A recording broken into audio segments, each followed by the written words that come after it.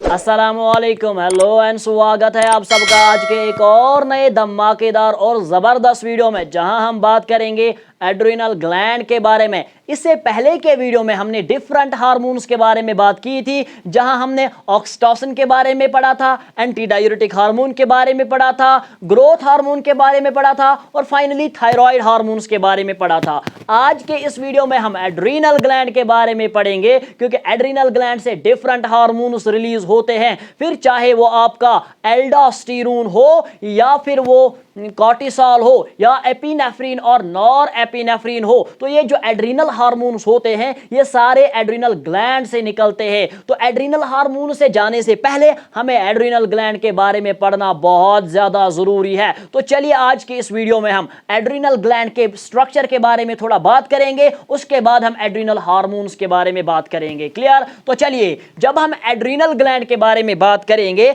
सबसे पहले आप याद रखेंगे कि जो एड्रिनल ग्लैंड होता है, it is also known as शाबाश supra renal gland. It's also known as supra renal gland. इसको हम एक और नाम से जानते हैं, सुप्रा रीनल ग्लैंड। क्लियर? इसके बाद आप दूसरी बात याद रखेंगे कि ये जो एड्रिनल ग्लैंड होता है, it is a triangular or pyramidal shaped. It's a triangular or pyramidal shaped structure. It is a triangular or pyramidal shaped structure located कहां पे होता है? Over the kidneys. Clear? Located over the kidneys. अब मेरी और नजर रखें, हमने कहा कि जो एड्रिनल ग्लैंड होता है इसको एक और नाम से जाना जाता है, it is called as supra renal gland. अब यहां की और नजर रखें, मैंने कहा ये एक ट्रायंगुलर ग्लैंड होता है, ये एक ऐसा स्ट्रक्चर होता है, ये ट्रायंगुलर स्ट्रक्चर होता है या ये पायरामिडल शेप्ड स्ट्रक्चर होता है। क्लियर? जो कहां पे पाया जाता है? लोकेटेड ओवर द किडनीज, जो किडनीज के ऊपर पाया जाता है। सपोज करें बेटा ये आपकी क्या है? ये आपकी किडनीज है, इन किडनीज के ऊपर आपका एक ट्रायंगुलर शेप स्ट्रक्चर पाया जाता है। This triangular shape structure, this pyramidal shape structure is called as बेटा एड्रिनल ग्लैंड। क्लियर? तो चूंकि ये किडनीज के ऊपर पाया जाता है, इसीलिए इसे बोला जाता है सुप्रा renal gland. Supra means above या over and renal means kidneys. Suprarenal gland means the gland which is present over the kidneys. Clear? तो आराम से सुनिए, अभी तक हमने क्या कहा कि जो एड्रिनल ग्लैंड होता है ये एक एड्रिनल ग्लैंड होता है, इसे हम सुप्रा रीनल ग्लैंड कहते हैं। क्लियर? इसके बाद हमने कहा कि इसकी शेप कैसी होती है? इट इज अ ट्रायंगुलर और पायरामिडल शेप्ड स्ट्रक्चर। ये एक ट्रायंगुलर स्ट्रक्चर होता है, ये एक पायरामिडल शेप्ड स्ट्रक्चर होता है, जो कहां पे पाया जाता है? ओवर द किडनी, जो किडनीज के ऊपर पाया जाता है। क्लियर?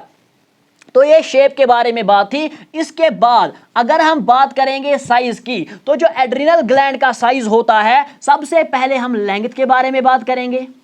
लेंथ, तो जो एड्रिनल ग्लैंड होता है इसकी लेंथ होती है 3 to 5 सेंटीमीटर्स। क्लियर? लेंथ कितनी होती है? 3 to 5 सेंटीमीटर्स। इसके बाद अगर हम ब्रेड्थ के बारे में बात करेंगे, लेंथ के बारे में बात की हमने, तो 3 to 5 सेंटीमीटर्स। इसके बाद अगर हम विड्थ के बारे में बात करेंगे तो इसकी विड्थ होती है 2 to 3 सेंटीमीटर्स। क्लियर? और फाइनली अगर हम इसके थिकनेस के बारे में बात करेंगे, मोटाई के बारे में बात करेंगे, तो इसकी थिकनेस कितनी होती है? 1 to 2 सेंटीमीटर। क्लियर? सो जो एड्रिनल ग्लैंड होता है इसे हम सुप्रा रीनल ग्लैंड के नाम से जानते हैं। Supra means above and renal means kidney, the gland which is present over the kidneys, above the kidneys. इसके बाद हमने कहा इसकी शेप कैसी होती है? इसकी शेप ट्रायंगुलर होती है या ये पायरामिडल शेप का होता है, जो किडनीज के ऊपर पाया जाता है। इसके बाद हमने लेंथ के बारे में बात की, यानी हमने इसके साइज के बारे में बात की। जो इसकी लेंथ होती है 3 to 5 सेंटीमीटर होती है, जो इसकी विड्थ होती है 2 to 3 सेंटीमीटर होती है, और जो इसकी थिकनेस होती है वो होती है 1 to 2 सेंटीमीटर। क्लियर?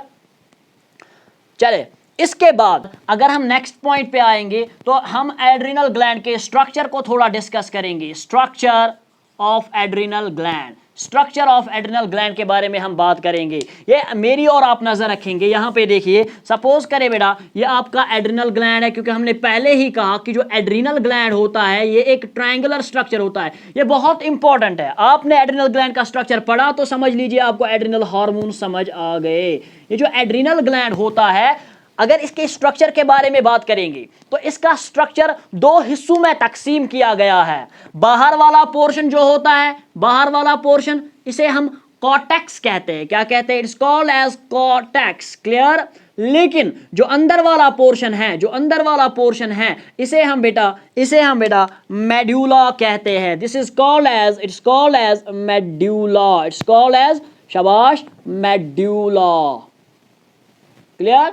तो जो एड्रिनल ग्लैंड होता है इसका स्ट्रक्चर दो हिस्सों में तकसीम किया गया है। Outer side, outer portion called as cortex, while as inner portion और inside part is called as medulla. तो कितने पार्ट्स है एड्रिनल ग्लैंड के? दो। बाहर वाले कवरिंग को, बाहर वाले पोर्शन को हम क्या कहेंगे?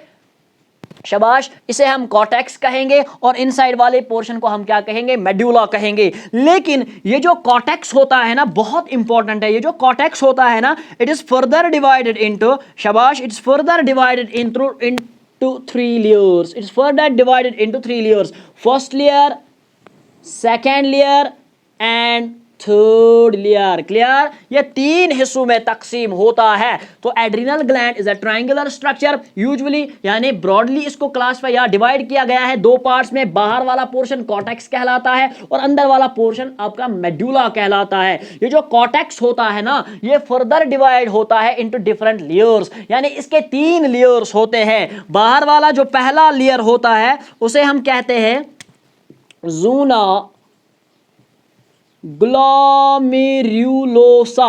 ज़ूना ग्लोमेरुलोसा, ज़ूना ग्लोमेरुलोसा। अब ये जो ज़ूना ग्लोमेरुलोसा होता है ना, ज़ूना ग्लोमेरुलोसा, ये पहला लेयर होता है। First layer is called as zona glomerulosa. और ये जो लेयर होता है ये स्फेरिकल सेल्स का बना होता है। स्फेरिकल यानी ये जिन सेल्स का बना होता है उनकी शेप स्फेरिकल होती है, वो स्फेरिकल क्लस्टर्स बनाते हैं। तो बहरहाल हमने कहा कि पहला लेयर क्या होता है? ज़ूना ग्लोमेरुलोसा। उसके बाद जो दूसरा लेयर होता है वो होता है ज़ूना फैसिक्यूलेटा। ज़ूना fasciculata, ज़ूना fasciculata. उसके बाद लास्ट लेयर जो होता है उसे हम कहते हैं ज़ूना रेटिक्यूलरिस। ज़ूना रेटिक्यूलरिस। क्लियर? सबसे पहला लेयर ग्लोमेरुलोसा, दूसरा फैसिक्यूलेटा, तीसरा रेटिक्यूलरिस। तो इन तीन लेयर्स को याद रखने के लिए आप एक कोड याद रखेंगे।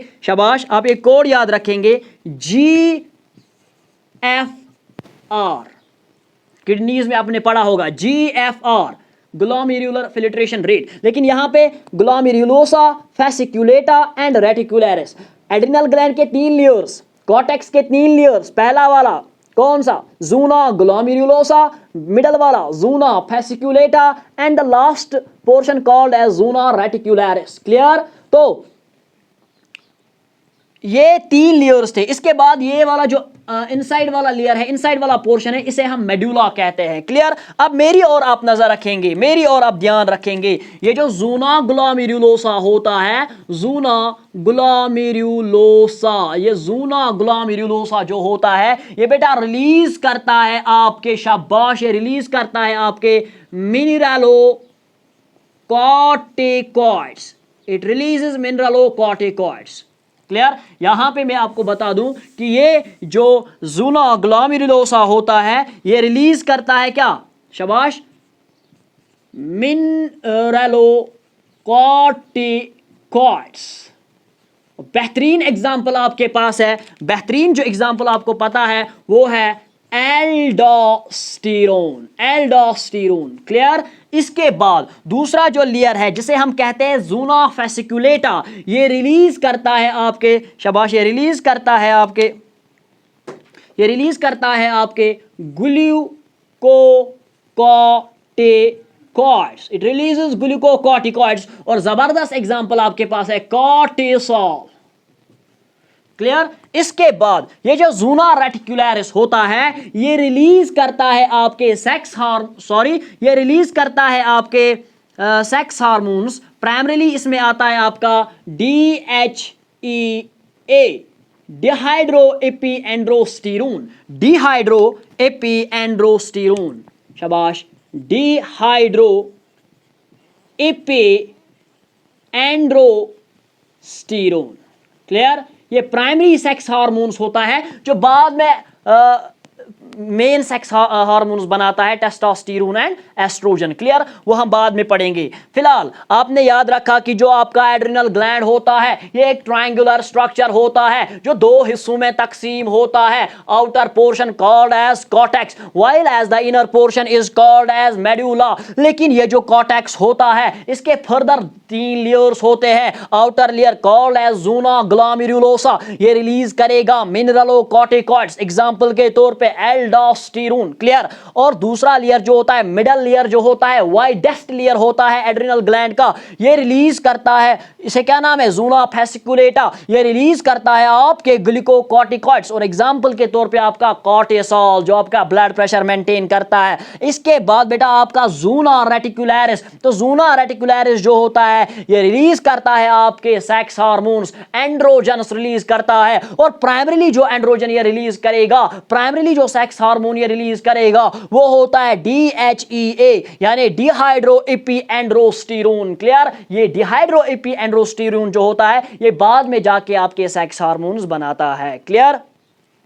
इसके बाद ये जो मेडुला होता है, ये जो मेडुला होता है ये बेटा आपके बनाता है एपिनेफ्रिन, एपिनेफ्रिन। क्लियर। और nor epinephrine,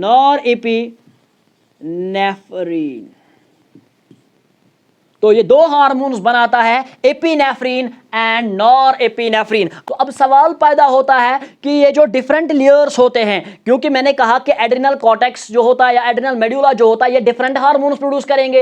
adrenal cortex different hormones produce करेगा, adrenal medulla different hormones produce करेगा, यहां तक कि जो डिफरेंट लेयर्स होते हैं ये डिफरेंट हार्मोन्स प्रोड्यूस करते हैं। अब सवाल पैदा होता है ऐसा क्यों होता है और ऐसा कैसे होता है, यानी ये एड्रिनल ग्लैंड डिफरेंट हार्मोन्स कैसे प्रोड्यूस करेगा। क्लियर। तो इसके लिए हमें जाना होगा बेटा हाइपोथैलेमस में। लेकिन पहले बेटा आप सुनिए हमने क्या पढ़ा, अभी तक हमने क्या पढ़ा, हमने कहा कि जो एड्रिनल ग्लैंड होता है इसे हम सुप्रारीनल ग्लैंड के नाम से भी जानते हैं। क्लियर। उसके बाद हमने कहा कि ये एक ट्रायंगुलर ग्लैंड होता है, ये एक पिरामिडल शेप्ड स्ट्रक्चर होता है जो किडनीज के ऊपर पाया जाता है। उसके बाद हमने इसके लेंथ के बारे में बात की, 3 to 5 सेंटीमीटर होता है। इसके ब्रेड्थ के बारे में बात की, 2 to 3 सेंटीमीटर होता है। और इसके विड्थ के बारे में थिकनेस के बारे में बात की और कहा 1 to 2 सेंटीमीटर होता है। क्लियर। उसके बाद हमने कहा कि ये जो एड्रिनल ग्लैंड होता है, अगर हम इसके स्ट्रक्चर को थोड़ा डिटेल में पढ़ेंगे तो ये जो एड्रिनल ग्लैंड होता है इसका स्ट्रक्चर 2 हिस्सों में तकसीम किया गया है। बाहर वाले पोर्शन को हम कॉर्टेक्स कहते हैं और इनर वाले पोर्शन को हम मेडुला कहते हैं। ये जो कॉर्टेक्स होता है इसके 3 लेयर्स होते हैं। बाहर वाला लेयर उसे हम क्या कहते हैं, ज़ूना ग्लोमेरुलोसा, और बीच वाला लेयर जो वाइडेस्ट लेयर होता है उसे हम ज़ूना फेसिकुलेटा कहते हैं। और इसके बाद इनर वाला लेयर जिसे हम ज़ूना रेटिकुलरिस कहते हैं और लास्ट में एड्रिनल मेडुला होता है। फिर हमने कहा कि ज़ूना ग्लोमेरुलोसा मिनरलोकॉर्टिकॉइड रिलीज करेगा जैसे एल्डोस्टेरोन और ज़ूना फेसिकुलेटा ग्लूकोकॉर्टिकॉइड्स रिलीज करेगा जैसे आपका कॉर्टिसोल। इसके बाद हमने कहा ज़ूना रेटिकुलरिस आपके एंड्रोजन्स रिलीज करेगा, DHEA डिहाइड्रो एपीएंड्रोस्टेरोन। क्लियर। उसके बाद हमने कहा कि जो मेडुला होता है, एड्रिनल मेडुला होता है, ये रिलीज करता है आपके एपिनेफ्रिन और नॉर एपिनेफ्रिन। क्लियर। अब कैसे प्रोड्यूस करता है ये बात जानने के लिए हम चलते हैं अपने प्यारे और अपने सुपर मास्टर ग्लैंड यानी हाइपोथैलेमस पे। देखिए मेरी और नजर रखेंगे आप बेटा, ये आपका हाइपोथैलेमस है ना, ये बेटा आपका हाइपोथैलेमस है। हमने बार बार कहा कि ये जो हाइपोथैलेमस है इसमें डिफरेंट बेटा न्यूक्लियाई होते हैं। एक किस्म का न्यूक्लियाई यहां पे होता है जिसे हम बेटा पैरावेंट्रिकुलर न्यूक्लियाई कहते हैं। बार बार हमने कहा है, क्या कहते हैं, पैरावेंट्रिकुलर न्यूक्लियाई, पैरावेंट्रिकुलर न्यूक्लियाई। अब जब भी आप स्ट्रेसफुल कंडीशंस में होते हो, जब भी आप परेशानी में होते हो, जब भी आप गम में होते हो, जब भी आप फाइट करने की सोचते हो, जब भी आप भागने की सोचते हो, जब भी आपका ब्लड प्रेशर मेंटेन नहीं होता, तब जाके बेटा आपका एक हाइपोथैलेमस में न्यूक्लियाई एक्टिवेट हो जाता है, तब जाके आपका एक न्यूक्लियाई एक्टिवेट होता है। इस न्यूक्लियाई को हम पैरावेंट्रिकुलर न्यूक्लियाई कहते हैं, है ना।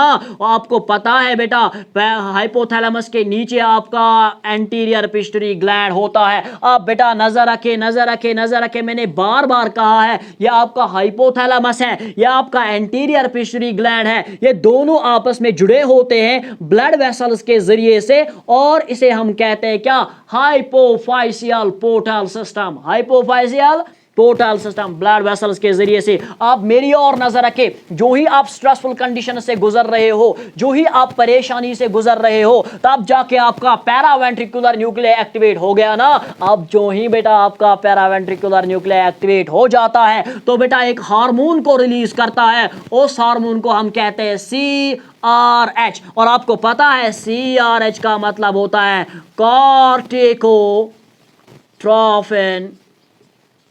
Releasing, कॉर्टिकोट्रोपिक releasing hormone. क्लियर। अब जो ही बेटा आपका कॉर्टिकोट्रोफिन रिलीजिंग हार्मोन रिलीज हुआ, अब ये CRH बेटा आपके ब्लड में चला जाएगा, आपके हाइपोफाइशियल पोर्टल सिस्टम में चला जाएगा। और इस हाइपोफाइशियल पोर्टल ब्लड कहां से आएगा, हाइपोथैलेमस से ब्लड आया ना, ये कहां पहुंचेगा, आपके एंटीरियर पिट्यूटरी ग्लैंड में। लेकिन इस ब्लड में क्या है, आपका CRH। आप स्ट्रेसफुल कंडीशंस में थे, CRH पैरावेंट्रिकुलर न्यूक्लियाई एक्टिवेट हुआ, पैरावेंट्रिकुलर न्यूक्लियाई एक्टिवेट हुआ, उसने रिलीज किया CRH। जो ही CRH कॉर्टिकोट्रोफिन रिलीजिंग हार्मोन एक्टिवेट हुआ, रिलीज हुआ, अब ये आपके ब्लड में चला जाएगा और ब्लड के जरिए से पहुंचता है आपके एंटीरियर पिट्यूटरी ग्लैंड में। जो ही बेटा ये एंटीरियर पिट्यूटरी ग्लैंड में पहुंचता है तो यहां पे स्पेशल सेल्स होती है, the special cells are called as corticotrophs. हमने बार बार जब हमने ग्रोथ हार्मोन पढ़ा तब हमने कहा यहां पे सोमैटोट्रॉप्स होती है। क्लियर। जब हमने थायराइड हार्मोन्स पढ़ा तब हमने कहा यहां पे थायरोट्रॉप्स होती है। इसी तरह यहां पे एक और किस्म की स्पेशल सेल्स होती है जिन्हें हम कॉर्टिकोट्रॉप्स कहते हैं। अब जो ही बेटा ब्लड यहां पहुंचा, CRH भी यहां पहुंचेगा, CRH की वजह से बेटा कॉर्टिकोट्रॉप्स एक्टिवेट हो जाती है। और जो ही बेटा CRH की वजह से कॉर्टिकोट्रॉप्स एक्टिवेट हुई तो कॉर्टिकोट्रॉप्स बेटा एक और हार्मोन को रिलीज करेंगे जिसे हम कहते हैं ACTH, एड्रीनो। शाबाश, आप बहुत जबरदस्त हो। Adrenocorticotrophic hormone, adrenocorticotrophic hormone, adrenocorticotrophic hormone. Clear. तो सबसे पहले आप परेशानी से गुजर रहे थे, स्ट्रेसफुल कंडीशन से गुजर रहे थे, हाइपोथैलेमस में पैरावेंट्रिकुलर न्यूक्लियाई एक्टिवेट हुआ, पैरावेंट्रिकुलर न्यूक्लियाई जो ही एक्टिवेट हुआ तो उसकी वजह से CRH रिलीज हुआ, कॉर्टिकोट्रोफिन रिलीजिंग हार्मोन रिलीज हुआ। जो ही कॉर्टिकोट्रोफिन रिलीजिंग हार्मोन रिलीज हुआ वो बेटा आपके हाइपोफाइशियल पोर्टल सिस्टम के जरिए से आपके एंटीरियर पिट्यूटरी ग्लैंड में चला जाएगा। वहां पे स्पेशल सेल्स होती है जिन्हें हम कॉर्टिकोट्रॉप्स कहते हैं। क्लियर। अब इस CRH की वजह से कॉर्टिकोट्रॉप्स एक्टिवेट हो जाएंगी। जो ही कॉर्टिकोट्रॉप्स एक्टिवेट हुई ये बेटा एक और हार्मोन को वजूद में लाती है दुनिया। इस हार्मोन को बेटा एड्रीनो कॉर्टिकोट्रोफिक हार्मोन कहती है। क्लियर। अब बेटा ये एड्रीनो कॉर्टिकोट्रोफिक हार्मोन चला जाता है आपके एड्रिनल ग्लैंड में, it moves towards your adrenal gland. Clear. तो जब ये एड्रिनल ग्लैंड में जाता है ये बेटा आपके ज़ूना ग्लोमेरुलोसा को भी एक्टिवेट करता है, ज़ूना फेसिकुलेटा को भी एक्टिवेट करता है और बेटा ज़ूना रेटिकुलरिस को भी एक्टिवेट करता है। 3 हार्मोन्स बनाने में ये मदद करता है, मिनरलोकॉर्टिकॉइड्स, ग्लूकोकॉर्टिकॉइड्स एंड बेटा एंड्रोजन्स। क्लियर। 3 हार्मोन्स कौन कौन, मिनरलोकॉर्टिकॉइड्स, एल्डोस्टेरोन किसकी वजह से आएगा, ACTH की वजह से। अच्छा, कॉर्टिसोल किसकी वजह से रिलीज रिलीज होगा? ACTH की वजह से। और बेटा आपके एंड्रोजन्स किसकी वजह से बेटा रिलीज होंगे? आपके ACTH की वजह से। लेकिन बेटा आप याद रखिए, अल्लाह पाक की कसम बेटा, आपका एपिनेफ्रीन जो होता है, आपका नॉन एपिनेफ्रीन जो होता है, ये बेटा ACTH की वजह से प्रोड्यूस नहीं होता। सर तो क्या होता है? आप बेटा यहां नजर रखेंगे, आप ये जो एपिनेफ्रीन और नॉर एपिनेफ्रीन है, ये बेटा इस पैरावेंट्रिकुलर न्यूक्लियस के जरिए से एक्टिवेट नहीं होते ना भाई ना। इनको एक्टिवेट करने के लिए आपका नर्वस सिस्टम एक्टिवेट हो जाता है। तो अब जो एपिनेफ्रीन और नॉर एपिनेफ्रीन है, ये कैसे एक्टिवेट हो जाएंगे? क्या ये ACTH की इन्फ्लुएंस की वजह से एक्टिवेट होंगे? नहीं भाई, क्योंकि मैंने पहले ही कहा था कि एड्रिनल कॉर्टेक्स जो होता है ये ACTH की मदद से स्टिमुलेट होता है। अगर आपके ब्लड का वॉल्यूम कम है, अगर हेमोरेज हुई है, ब्लड का वॉल्यूम कम है, या इसमें पोटेशियम की लेवल ज्यादा है, सोडियम की लेवल कम है, इसकी वजह से आपका पैरावेंट्रिकुलर न्यूक्लियस एक्टिवेट हो जाता है, जो बेटा CRH कॉर्टिकोट्रोफिन रिलीजिंग हार्मोन रिलीज करेगा। उसकी मदद से एंटीरियर पिट्यूटरी ग्लैंड एक्टिवेट हो जाता है, जो रिलीज करता है ACTH एड्रिनोकॉर्टिकोट्रोपिक हार्मोन। एड्रिनोकॉर्टिकोट्रोपिक हार्मोन की वजह से ज़ूना ग्लोमेरुलोसा मिनरलोकॉर्टिकॉइड बनाएगा, ज़ूना फेसिकुलेटा ग्लूकोकॉर्टिकॉइड्स बनाएगा, और ज़ूना रेटिकुलरिस एंड्रोजन्स बनाएगा। लेकिन बेटा इस ACTH की वजह से एड्रिनल मेडुला जो होता वो फंक्शन में नहीं आता, वो स्टिमुलेट नहीं होता। एड्रिनल मेडुला कैसे स्टिमुलेट होता है? आप बेटा मेरी और नजर रखें। सपोज करें बेटा ये आपका स्पाइनल कॉर्ड है, ये आपका बेटा स्पाइनल कॉर्ड है। स्पाइनल कॉर्ड से बेटा एक नर्व निकल के आती है बेटा, T1 से लेके बेटा L2 तक, T1 से लेके बेटा L2 तक बेटा नर्व्स निकल के आती है बेटा। उस नर्व को हम स्प्लैंक्निक नर्व कहते हैं, SPLANCHNIC, स्प्लैंक्निक नर्व बेटा उसको कहते हैं। अब ये स्प्लैंक्निक नर्व क्या करती है? ये बेटा पहुंच जाती है आपके एड्रिनल मेडुला तक। क्लियर? आप जो ही बेटा आपके एड्रिनल मेडुला में पहुंचती है, एड्रिनल मेडुला में बेटा आराम से सुनिए, एड्रिनल मेडुला में बेटा न्यूरॉन्स होते हैं, ये न्यूरल टिश्यू का बना होता है। इन न्यूरॉन्स को, इन सेल्स को बेटा क्रोमैफिन सेल्स कहते हैं। शाबाश, इनको कहते हैं हम क्रोमैफिन सेल्स, या इन्हें हम फियोसाइटोक्रोम्स भी कहते हैं। इन्हें क्या कहेंगे? Chromaffin sales. अब देखिए, जो ही बेटा नजर रखे मेरी ओर, जो ही बेटा आप स्ट्रेसफुल कंडीशन से गुजर रहे हो, स्ट्रेस हो गया आपके बॉडी में, अब क्या होगा? आप बेटा स्पाइनल कॉर्ड से सिग्नल निकलेगी, वो स्प्लैंक्निक नर्व के जरिए से आपके मेडुला तक पहुंचेगी। जब बेटा वो आपके मेडुला तक पहुंची ना, तो मेडुला में कोई स्पेशल सेल्स होते हैं जिन्हें बेटा क्रोमैफिन सेल्स कहा जाता है। क्लियर? अब नजर रखे, यहां पे असल में एक रिसेप्टर होता है जिसे हम निकोटिनिक रिसेप्टर कहते हैं। क्या कहते हैं? आराम से सुनिए, आराम से मेरी और नजर रखे। मैं अगर यहां पे क्रोमैफिन सेल बनाऊंगा, तो बेटा यहां पे एक रिसेप्टर होता है जिसे हम निकोटिनिक रिसेप्टर कहते हैं। क्या कहते हैं? निकोटिनिक रिसेप्टर कहते हैं। अब यहां से बेटा आपकी कोलिनर्जिक नर्व आई या कोलिनर्जिक फाइबर आई, वो बेटा एसिटाइल कोलिन रिलीज करता है, एसिटाइल कोलिन रिलीज करता है, जिनकी वजह से बेटा आपका निकोटिनिक रिसेप्टर एक्टिवेट हो जाता है। जो ही निकोटिनिक रिसेप्टर बेटा एक्टिवेट हुआ, अब क्या होता है? अब बेटा यहां पे टायरोसिन जो होता है, जो कि बेटा एक अमाइनो एसिड होता है, ये बेटा कन्वर्ट होता है और ये बनाता है बेटा एल डोपा। क्या बनाता है? शाबाश, ये बनाता है एल डोपा। आराम से बेटा सुनिएगा, ये क्या बनाएगा? एल डोपा बनाता है। और ये एल डोपा बनाने के लिए इसको बेटा एक एंजाइम की जरूरत होती है, उसे हम कहते हैं बेटा टायरोसिन। शाबाश, उसे हम कहते हैं टायरोसिन हाइड्रोक्सिलेस। क्या कहते हैं? उसे हम कहते हैं टायरोसिन हाइड्रोक्सिलेस। क्लियर? तो सबसे पहले हमने कहा कि क्या होता है कि सिंपैथेटिक या मैं कहूं स्पाइनल कॉर्ड से अगर आपके बॉडी में स्ट्रेसफुल कंडीशन है, तो स्पाइनल कॉर्ड बेटा सिग्नल किसको भेजता है? एड्रिनल मेडुला को। एड्रिनल मेडुला में स्पेशल किस्म के सेल्स होते हैं जिन्हें हम क्रोमैफिन सेल्स कहते हैं। अब इन क्रोमैफिन सेल्स पे जो रिसेप्टर होते हैं जिन्हें हम निकोटिनिक रिसेप्टर्स कहते हैं, निकोटिनिक निकोटिनिक रिसेप्टर्स कहते हैं।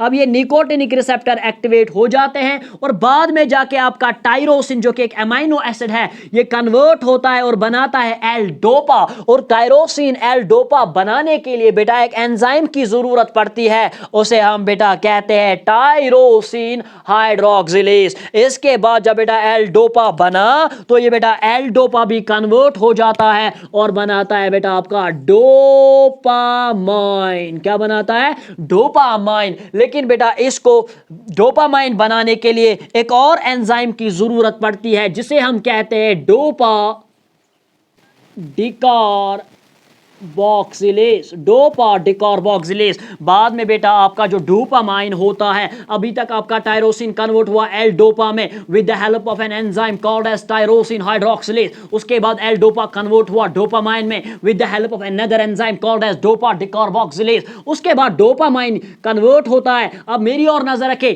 यहां पे जो डोपामाइन है या तो बेटा ये डायरेक्टली टिश्यूज में जाएगा, आपके सेंट्रल नर्वस सिस्टम में जाएगा, या बेटा आपके जीआईटी में जाएगा, लेकिन या तो ये बेटा ब्लड में जाके कन्वर्ट होता है और बनाता है नॉर एपिनेफ्रिन। क्या बनाता है? Nor epinephrine. क्लियर? या सबसे पहले टायरोसिन एल डोपा बना, एल डोपा डोपामाइन बना। अब डोपामाइन या तो बेटा आपके सिस्टम में जाएगा जैसे कि सेंट्रल नर्वस सिस्टम में जाएगा, या बेटा आपके जीआईटी में जाएगा, या तो ये कन्वर्ट होता है और बनाता है नॉर एपिनेफ्रिन, और फाइनली आपका नॉर एपिनेफ्रिन कन्वर्ट होता है into epinephrine. Clear?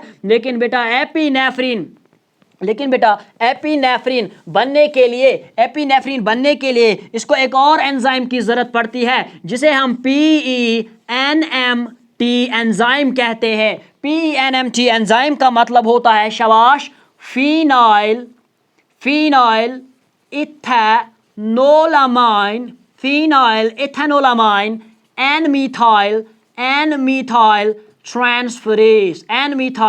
Transferase. Clear? तो सबसे पहले बेटा आप स्ट्रेसफुल कंडीशन से गुजर रहे थे, आप परेशानी से गुजर रहे थे, तो क्या हुआ? आपका बेटा आपके स्पाइनल कॉर्ड ने स्प्लैटनिक नर्व के जरिए से सिग्नल भेजी आपके बेटा किन सेल्स को? आपके एड्रिनल मेडुला को, जहां पे आपकी स्पेशल सेल्स थी जिन्हें हम क्रोमाफिन सेल्स कहते हैं। अब क्रोमाफिन सेल्स जो होती है ये बेटा क्या होती है? एक्टिवेट हो जाती है, ये स्टिमुलेट हो जाती है। अब और जब ये स्टिमुलेट हो जाती है, इनका जो रिसेप्टर है वो स्टिमुलेट हो जाता है, निकोटिनिक रिसेप्टर स्टिमुलेट हो जाता है, तो क्या होता है बाद में आपका टायरोसिन कन्वर्ट होता है into L dopa with the help of an enzyme called as tyrosine hydroxylase. बाद में एल डोपा भी कन्वर्ट होता है और बनाता है dopamine with the help of another enzyme called as dopa decarboxylase. जब आपका डोपामाइन बना, अब या तो डोपामाइन बेटा डिफरेंट सिस्टम्स में जाके एक्शन करेगा, असर करेगा, अपना काम करेगा, जैसे सेंट्रल नर्वस सिस्टम में जाएगा या बेटा जीआईटी में जाएगा,